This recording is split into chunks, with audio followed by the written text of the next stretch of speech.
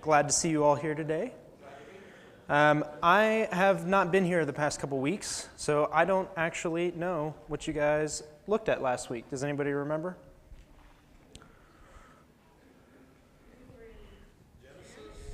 Okay. I think it was a little before 25 because, well, if it wasn't, then we're going to cover it again today. So, but.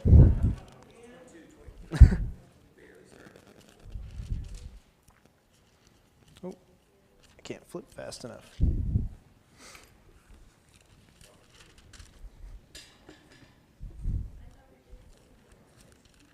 Okay. So did you say 22 and 23? 22, 23, and 24, but yeah, okay. Okay. So does anybody remember what happened through any of that? What? A lot of laughing, yeah.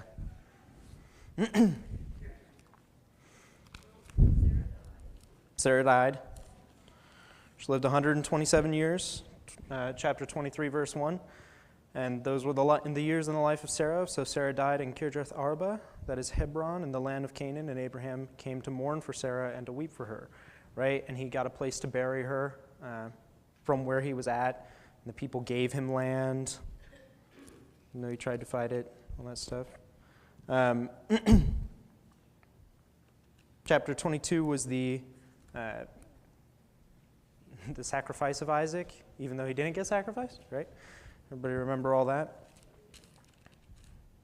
And then chapter 24, the basic synopsis is that Abraham is like, oh boy, I'm old and I don't want my son Isaac to marry anybody from around here. I want him to marry people from back home. So he sends off a servant, and the servant goes back to the land that Abraham came from. Sorry, just one second. So he went back to Mesopotamia, the city of Nahor, and he made his camels kneel. And then he said, if anybody comes to me and offers me water, and then offers my camels water also, that's going to be the person that I'm going to take back for Isaac.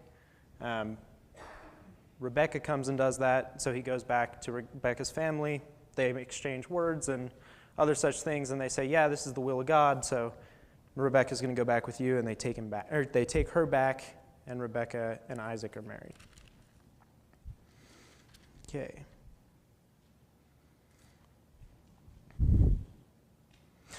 So we're going to start off in chapter 25. We're going to be covering 25 and 26 today. There's going to be a lot of review because there's a lot of callbacks here. And so I want us to try and pay attention to that. Look for anything that you might recognize from previous chapters, all right? So chapter 25, verse 1. Abraham again took a wife, and her name was Keturah. And she bore him Zimran, Jokshan, Medan, Midian, Ishbak, and Shua. Jokshan begot Sheba and Dedan, and the sons of Dedan were Ashurim, Letushim, and Limumim, as the one that I struggle with. And the sons of Midian were Ephah, Epher, Hanoch, Abidah, and Eldah. All these were the children of Keturah. And Abraham gave all that he had to Isaac. But Abraham gave gifts to the sons of the concubines which Abraham had, and while he was still living, he sent them eastward, away from Isaac his son, to the country of the east. This is the sum of the years of Abraham's life which he lived, 175 years. And then Abraham breathed his last and died in a good old age, an old man and full of years, and was gathered to his people. And his sons Isaac and Ishmael buried him in the cave of Machpelah, which is before Mamre, in the field of Ephron, the son of Zohar the Hittite, the field which Abraham purchased from the sons of Heth. There Abraham was buried, and Sarah his wife. So that was the field before, right, that Abraham was like, I want a place to bury Sarah. So that was the field that had been given to him. And it came to pass, after the death of Abraham, that God blessed his son Isaac, and Isaac dwelt at Beer Lahai Roi. So here we go.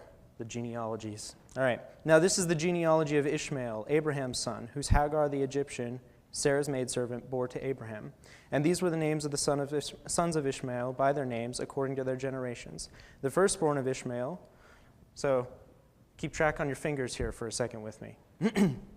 The firstborn of Ishmael, Nebajoth, then Kedar, Abdeel, Mibsam, Mishma, Duma, Massa, Hadar, Tema, Jetur, Naphish, and Kedema. 12, right? Wait, but hold on a second. Isn't that interesting? I don't know. I found that really interesting, and I don't really have a reason for it, but it's just kind of neat that Ishmael also has 12 sons, right? So the 12 tribes of Israel, but also Ishmael, who's the other son of Abraham, right? Obviously, the 12 sons were the grandchildren of Abraham, but still, it's just interesting that the 12 sons continue, especially because of verse 16. These were the son of Ishmael, and these were their names, by their towns and their settlements, 12 princes according to their nations. I don't really know what to say about that, but I just thought that it was interesting and wanted to point that out.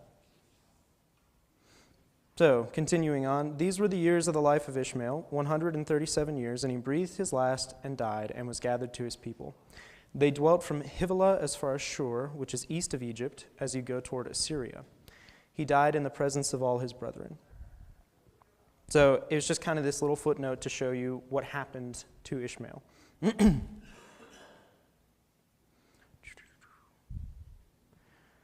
All right. Anybody have anything interesting up to this point? It's kind of review. Like I know that, well, not review. It's kind of like a quick wrap up. They're kind of tying up loose ends, right, in the story of Abraham. So it's pretty straightforward so far. But anybody got any questions or comments? All right. I was just stalling the genealogy again. All right, this is the genealogy of Isaac, Abraham's son.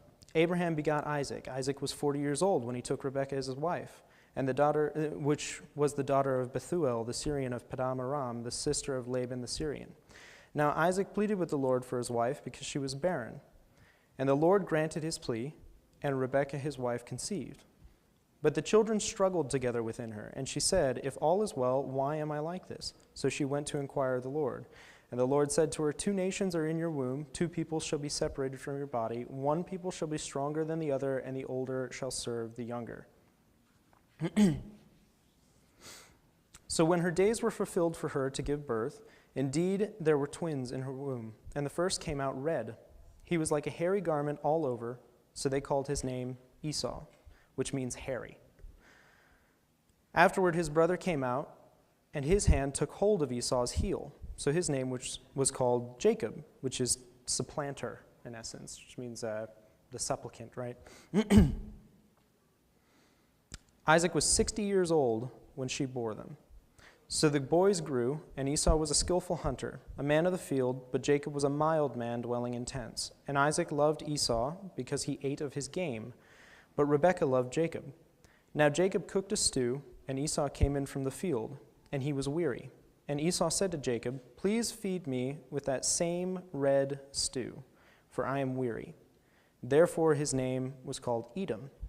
But Jacob said, "Sell me your birthright as of this day." And Esau said, "Look, I am about to die, so what is this birthright to me?" Then Jacob said, "Swear to me as of this day." So he swore to him and sold his birthright to Jacob. And Jacob gave Esau bread and stew of lentils. Then he ate and drank, arose, went his way. Thus Esau despised his birthright. Anything jump out to anybody in those passages at all? I know that was a long stretch, but anybody got anything in particular of note?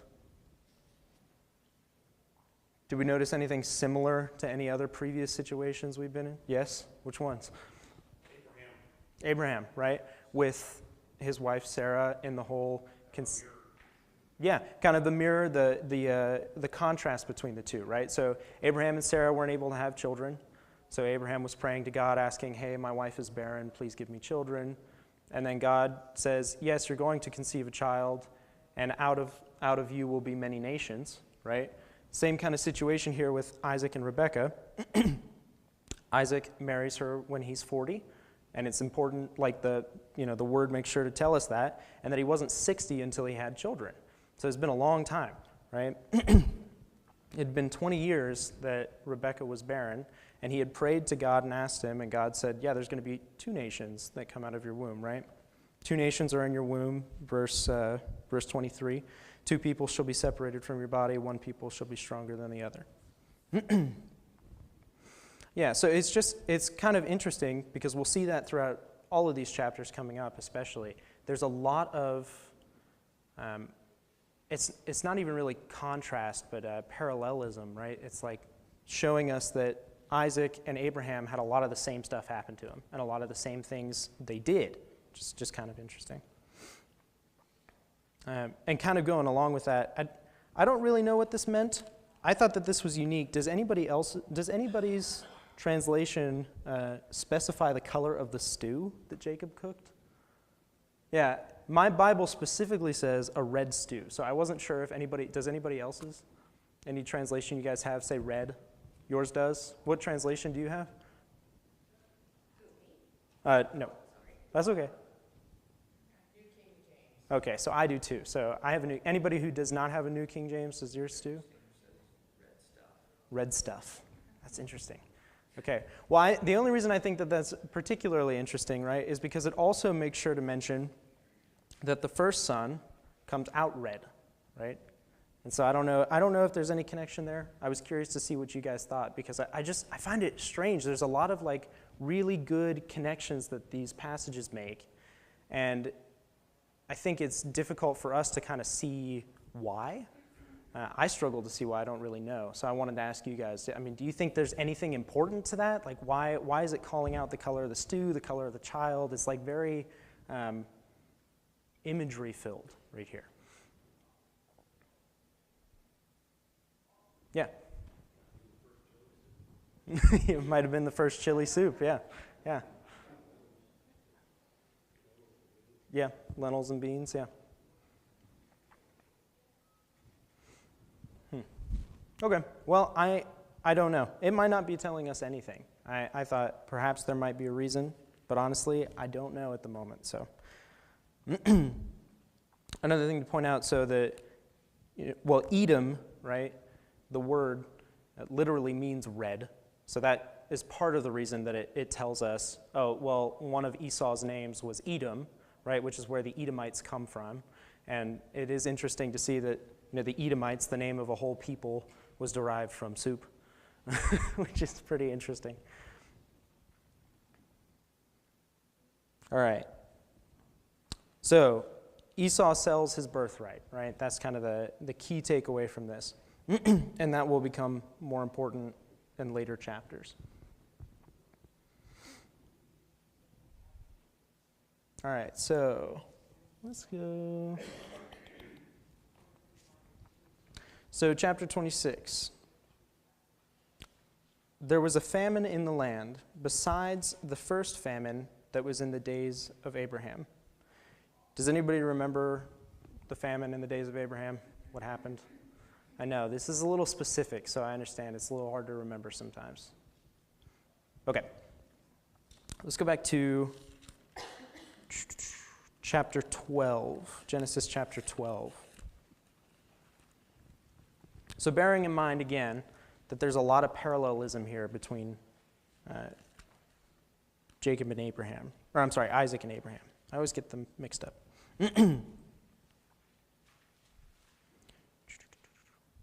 So starting in verse 10, so context-wise, in chapter 12, God sends Abraham out. And so Abraham journeyed, going on still toward the south, verse 9. And then verse 10, now there was a famine in the land, and Abram went down to Egypt to dwell there, for the famine was severe in that land. And it came to pass, when he was close to entering Egypt, that he said to Sarai his wife, indeed, I know that you are a woman of beautiful countenance. Therefore, it will happen when the Egyptians see you that they will say, this is his wife, and they will kill me, but they will let you live. Please say that you are my sister, that it may be well for me for your sake, that I live because of you. So how many times does Abraham do this, call Sarah his sister? Anybody remember? It happens twice, right? So this is the first time. So this is the first famine, and he goes to Egypt and calls Sarai his sister, right? Can you guess what's going to happen in chapter 26? So Isaac goes to Abimelech, king of the Philistines, in Gerar. Then the Lord appeared to him and said, Do not go down to Egypt. Do not go down to Egypt. Live in the land which I shall tell you. Dwell in this land, and I will be with you and bless you. For to you and to your descendants I give all these lands. I'm sorry, we're back in chapter 26 in case that wasn't clear. Verse 3, and I will perform the oath which I swore to Abraham your father. Verse 4, and I will make your descendants multiply as the stars of heaven, and I will give to your descendants all these lands, and in your seed all the nations of the earth shall be blessed. Because Abraham obeyed my voice and kept my charge, my commandments, my statutes, and my laws. So Isaac dwelt in Gerar. And the men of the place asked about his wife. And he said, She is my sister. For he was afraid to say, She is my wife, because he thought, lest the men of the place kill me for Rebekah, because she is beautiful to behold. So Isaac's doing the same stuff. Isn't that interesting? But even more interesting, right? Does anybody recognize Gerar, perhaps? Sound familiar at all? There were some neurons that were firing for me. And so if we go back to chapter 20.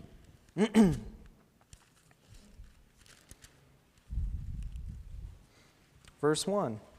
And Abraham journeyed from there to the south and dwelt between Kadesh and Shur and stayed in Gerar.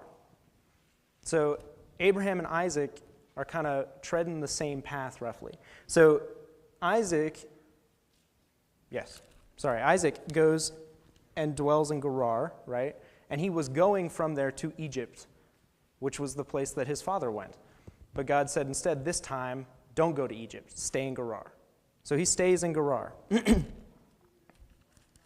This place in Gerar is the second time that Abraham says that Sarai is his sister. There's just, it's got to be something, right? It's kind of interesting that there's so many callbacks to this. So Abraham in the first famine says, Sarah is my sister. Then in chapter 20, when he's in Gerar, which is the same place that Isaac's at, he says, Sarah is my sister, to this guy who's named Abimelech, the king of Gerar.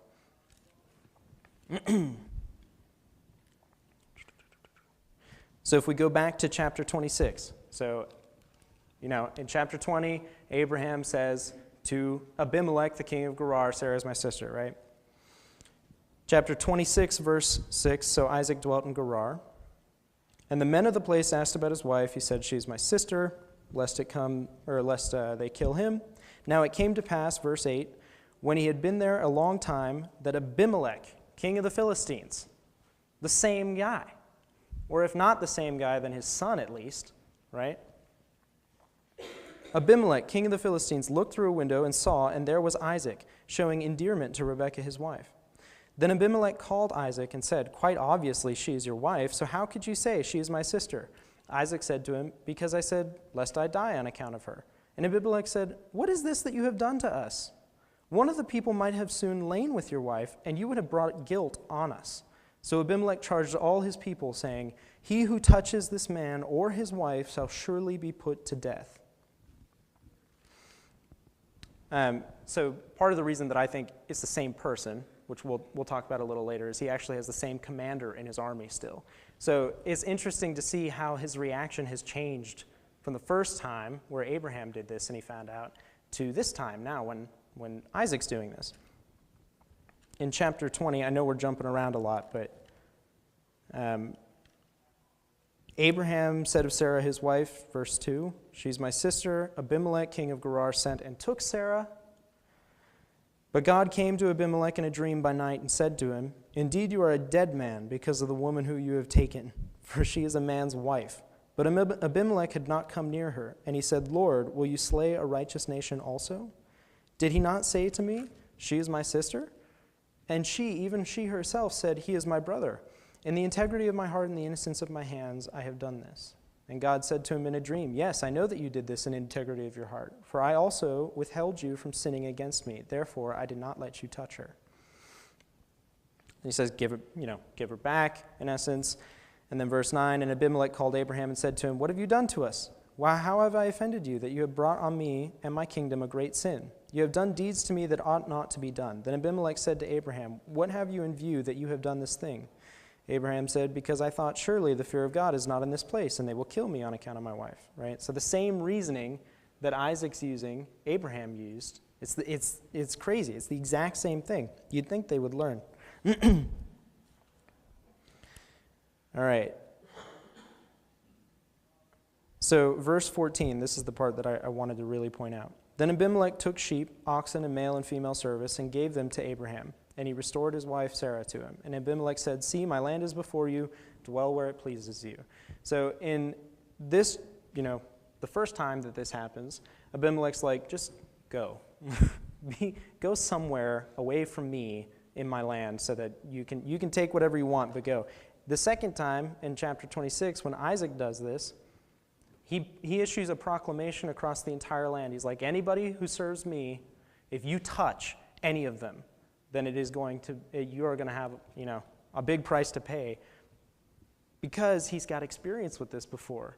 And when this happened the first time, in chapter 20, the entire household of Abimelech, none of them were able to have children. All of the wives and female servants were barren because of what had happened. And it wasn't until Abraham prayed for Abimelech that they were able to have children again. So it's interesting to just see how Abimelech has, I suppose, gotten a little bit more drastic. Maybe he's kind of figured out that this is probably going to be a big issue for him if he allows it to continue on. Yeah, anybody got any particular thoughts on those? More than likely, Isaac knew about this with Abraham, and hey, it worked well for Abraham. Yeah. Well, and that's kind of what I wonder, and I don't know, I wonder, maybe he didn't, because I don't feel like that's something that I would want to tell my children. Like, oh, hey, yeah, you remember that time that we were in Egypt and I pretended you were my sister and it almost got us killed? Like, I don't feel like that would be something that I'd be like, hey, Isaac, come here, I want to tell you a story. But, it's quite possible that he did, so you'd think that he has some recollection of this. I don't know. It's very interesting. Right. And so, even if maybe Abraham didn't tell him, I'm sure that someone told him. That's a good point, yeah. It might not have been him, but their history was very important. Right. They passed it down, so. Right. Yeah, no, that's a good point. I agree with you. So Isaac probably knew of this somehow. So I don't know. It's just very interesting to me that the same stuff is being perpetuated again.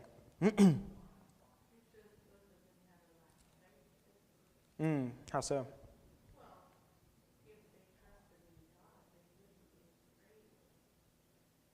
So if they trusted in God, they would not be afraid. So you see the same kind of lack of faith perpetuated through, father and son.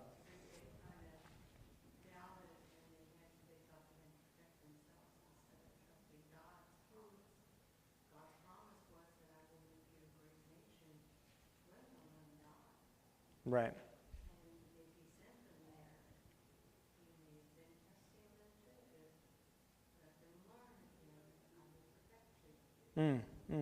So he's trying to teach, in essence, the same lesson to each of them, right? As they're going through a lot of the same actions and consequences of those actions, right? Anybody else have anything they wanted to say about that? Not, we can go ahead and move on. I'd like to add a little bit about that right too. Go for it. Yeah, please. It said that more than likely was ill, either with flu or cold, and they tried to reproduce this lentil soup and make it red. Mm-hmm. It didn't work. Nobody's been able to do it. So what they did was they figured out that it was probably the sumac berries that they put in it, and that was a healing thing for them. And that's why he said he wasn't going to live anyway. What was his birthright for? They thought because he was ill, and this was a medicinal thing for them. Right. The red berries, that's why. So he wasn't just like hungry enough to die, Well, Yeah. what they assumed. Right. This is what this. That's what they think so far. That's interesting. I appreciate you looking that up for us. Okay. All right, so we're starting back off in verse 12. So up to this point, Isaac and Rebekah have had the same things happen to them, descendant-wise, children-wise, right, that Abraham and Sarah had happened to them. And they gone to the same land and done the same thing, Just pretend that they're siblings in order to avoid death. Verse 12, then Isaac sowed in that land and reaped in the same year 100-fold, and the Lord blessed him. The man began to prosper and continued prospering until he became very prosperous, for he had possessions of flocks and possessions of herds and a great number of servants. So the Philistines envied him.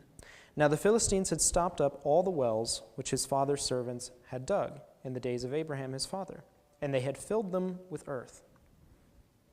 And Abimelech said to Isaac, go away from us, for you are much mightier than we are. Then Isaac departed from there and pitched his tent in the valley of Gerar and dwelt there. And Isaac dug again the wells of water which they had dug in the days of Abraham his father, for the Philistines had stopped them up after the death of Abraham. He called them by the names which his father had called them. Also Isaac's servants dug in the valley and found a well of running water there. But the herdsmen of Gerar quarreled with Isaac's herdsmen, saying, the water is ours. So he called the name of the water, or the name of the well, Esek, which is quarrel, because they quarreled with him. Then they dug another well, and they quarreled over that one also. So he called its name Sitnah, which is enmity. And he moved there and dug another well, and they did not quarrel over it. So he called its name Rehoboth, which is spaciousness. Because he said, for now the Lord has made room for us, and we shall be fruitful in the land. Then he went up from there to Beersheba. So the wells that they're talking about were a subject of discussion back in... one second, I lost my place.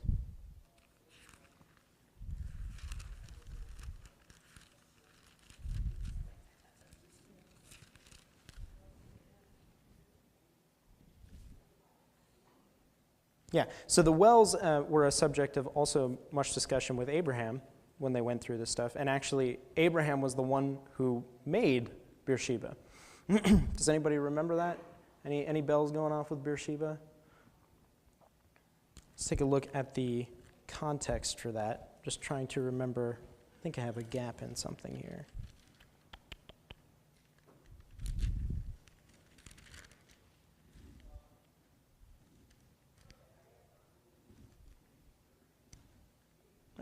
Yes, there was a typo in my writing. Okay, so going back to chapter 21, right? So this is right after Abraham went to the land of Gerar. He said, Sarah's my sister. He got told, hey, look, go wherever you want. My land is open to you, right? So Abraham goes and chooses some land.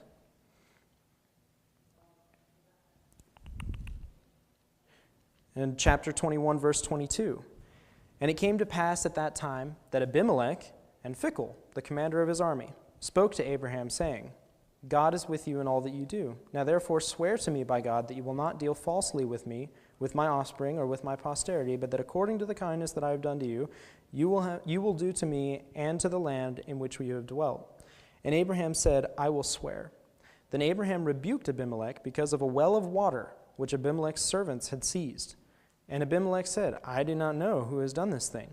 You did not tell me, nor have I heard of it until today. So Abraham took sheep and oxen and gave them to Abimelech. And the two of them made a covenant. And Abraham set 7 ewe lambs of the flock by themselves. Then Abimelech asked Abraham, what's the meaning of these 7 ewe lambs which you have set by themselves?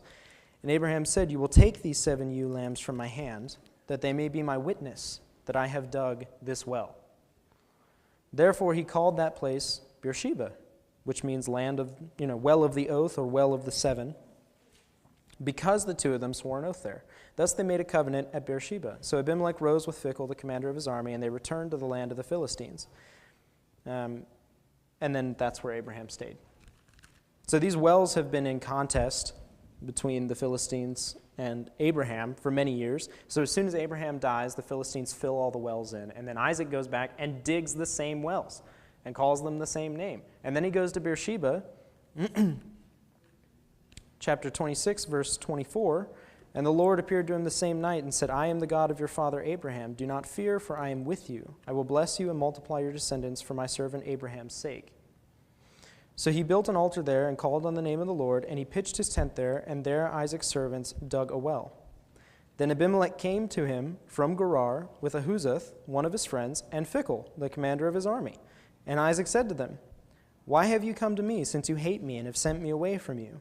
But they said, "We have certainly seen that the Lord is with you." So we said, "Let there now be an oath between us, between you and us, and let us make a covenant with you, that you will do us no harm, since we have not touched you, and since we have done nothing to you but good, and have sent you away in peace. You are now the blessed of the Lord." So he made them a feast, and they ate and drank. They arose early in the morning and swore an oath with one another, and Isaac sent them away, and they departed from him in peace. It came to pass in that same day that Isaac's servants came to him and told him about the well which they had dug, and said to him, "We have found water." So he called it Sheba, which is oath or seven. Therefore, the name of the city is Beersheba to this day. So,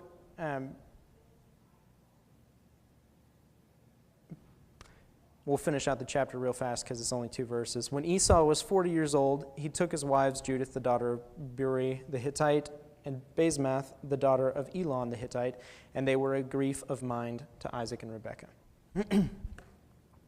So, throughout all of these, through 25 and 26, Isaac goes to the same places, talks to the same people, does the same things, digs the same wells. So my big question, in essence, the one that I have not yet come up with an answer is why? I mean, what's the point? Becky brought up a good point, which is they're being taught the same lessons. But it's eerie. I wonder, is it just that? Because they're doing the exact same things. In fact, even down to making the same oaths with the same people at the same places and calling them the same thing, right? So what do you guys think? I wanted to ask many more minds than mine because I don't know. Back then. Water represented death or life. Right. So with him being wealthy, sheep and stuff like that, made him become a threat, I think, to outside. The Philistines. Made him kind of a threat. I think that's the reason why they didn't want war because of his power. So they're like, let's make peace. We find capable. Right. Well, you're right. So there was a certain level of that, which was they were scared of Abraham and his descendants because it was like kind of no matter what happened, he would like prosper, right? He'd have a lot, and it would turn into a lot, even from little that they gave him. And I think it's interesting that, so Abraham and the Philistines bicker over these wells, and then Isaac goes back and digs the same wells, and the Philistines are like, no, those were ours, right? So he goes and digs another well. No, that was ours too. He goes and digs another well, and they're like, can we stop this guy from finding water, right? It's almost as if they are trying to stop him. And what's interesting is I think that could be exactly what's happening is God is saying, look, I have given you this land. No matter what is standing in your way, you are going to find that this is your land, right?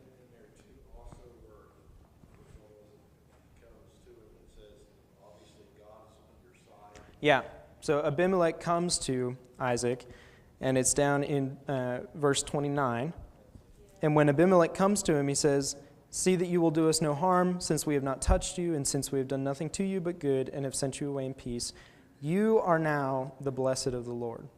And that might be exactly what God is trying to show us with these passages, right? The reason that the parallelism exists is because God's trying to show us that, in essence, the torch is being passed. Yeah, he's going through the same motions. First of all, he's going through them much faster, right? Abraham goes to Egypt and then up to Gerar and has all this stuff happen, does all these mistakes twice, and then Sarah is barren for I don't remember how long. How old was she? 90-something when she gave birth to Isaac, right? So yeah, 90-something when she gives birth to Isaac.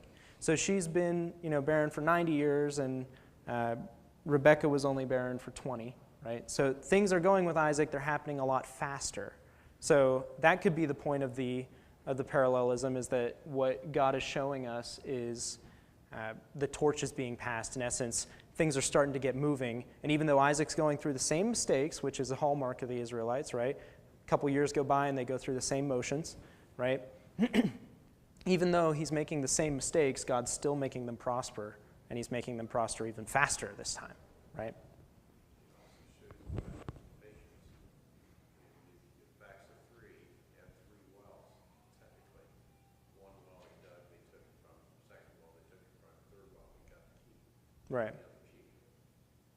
What do you mean by that? Well, when somebody offends you, somebody smacks you with one cheek, you turn the other cheek, say smack me again, and then you're going to succeed because on your third time you get the well. Stretch. I think a little bit. It was a good thought, but yeah, I think that is a little bit of a stretch. I don't think that's necessarily what they're trying to point out, but yeah, the amount of parallelism in these passages is what really stood out to me, and I think that we kind of have hit on it so far. Only got a couple minutes left.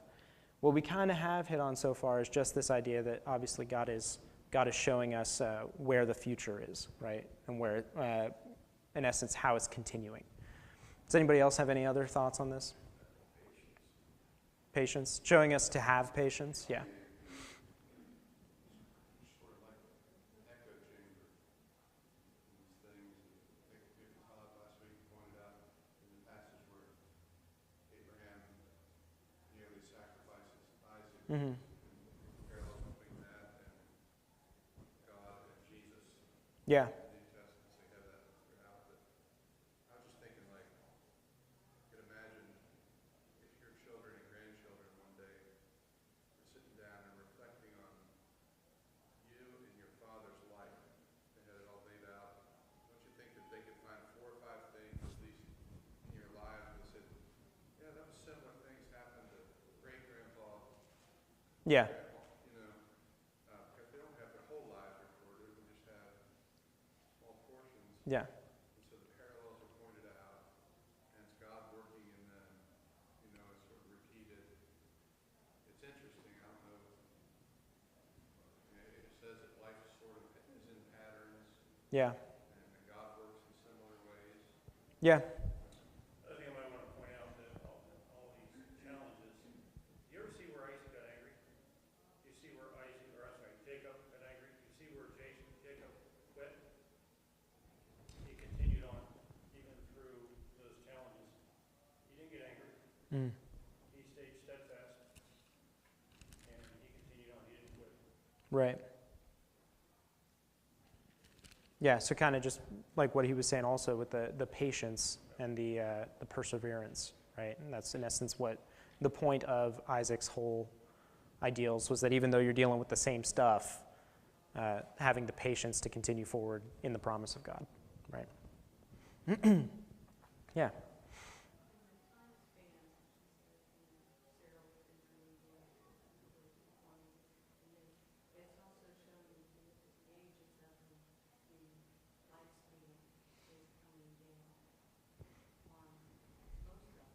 Yeah.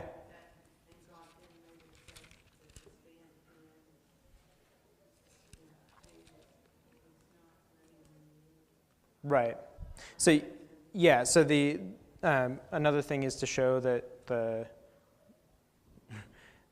time of man is shrinking. Right. In essence, the things are happening faster to Jacob. Yes. No. Yes. Sorry. My goodness. I get them mixed up. That's okay. So the things are happening to the son faster than they are to the father, right? And that he's living less time than the father also. I don't think that that is the point, but it is an interesting thing to note. Yes.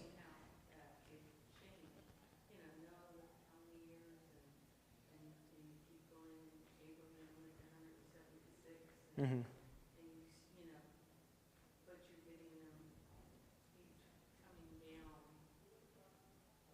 Yeah, everything's the ages of people are starting to come down as time's continuing. Yeah.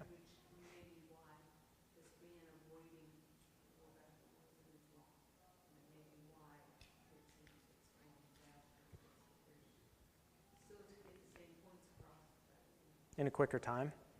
Yeah, that could be also. Yeah. Well, we have 1 minute left. Are there any more comments that anybody would like to share? The bell goes off at 45, right? Yeah, that's what I thought. Okay. Does anybody else have anything that they wanted to say about this? Yeah.